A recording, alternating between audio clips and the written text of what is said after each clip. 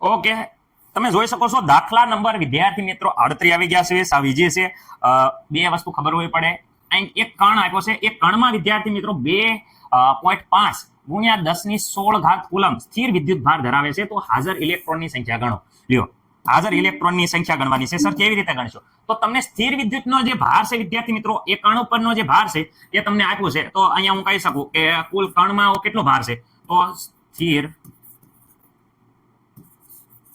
વિદ્યુતીય ભાર, ઓકે, કેટલો આપ્યો છે તમે જોઈ શકો છો. સ્થિર વિદ્યુતીય ભાર આપ્યો છે 2.5 ગુણ્યા 10 ની વિદ્યાર્થી મિત્રો 16 કુલમ, આટલો આપ્યો છે.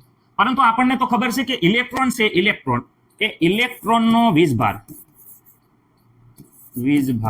ઓકે, ઇલેક્ટ્રોન ઉપર કેટલો વીજભાર હોય? તો દરેક વિદ્યાર્થી મિત્રોને ખબર છે 1.6 ગુણ્યા 10 ની કેટલી માઇનસ 19 ઘાત કુલમ. ખબર છે? હા સર, કુલ ટોટલ આપેલો છે અને એકનો આપણને ખબર છે, તો ઇલેક્ટ્રોનની સંખ્યા ખબર પડી જાય કે નહીં? તો હાલો, ઇલેક્ટ્રોનની સંખ્યા બરાબર પેલા કુલ ટોટલ કેટલો આપ્યો છે? સ્થિર વિદ્યુત ભાર, સ્થિર વિદ્યુત ભાર છેદમાં ઇલેક્ટ્રોનનો વીજભાર, ઓકે. હાલો, સ્થિર વિદ્યુત ભાર તમે જોઈ શકો છો. સ્થિર વિદ્યુતીય વીજભાર આપ્યો છે 2.5 ગુણ્યા 10 ની કેટલી ઘાત હશે? જોઈ શકો છો 16 ઘાત. અને એ પણ વિદ્યાર્થી મિત્રો કુલમમાં છે. નીચે જોઈ શકો ઇલેક્ટ્રોનનો તમને બધાને ખબર છે 1.6 ગુણ્યા 10 ની -19 ઘાત. ખાસ યાદ રાખજો.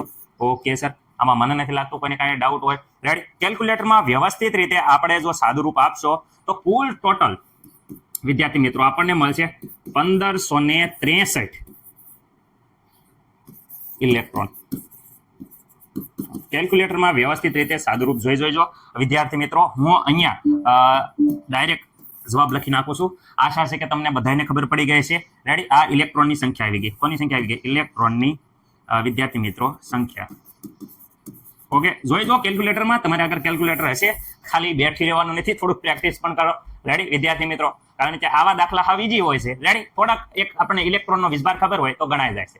રેડી? આવડી જશે, આશા છે. એકદમ હોશિયાર છો, મહેનતુ છો. 3-4 વાર તો પ્રેક્ટિસ કરતા દેશો. રેડી ને?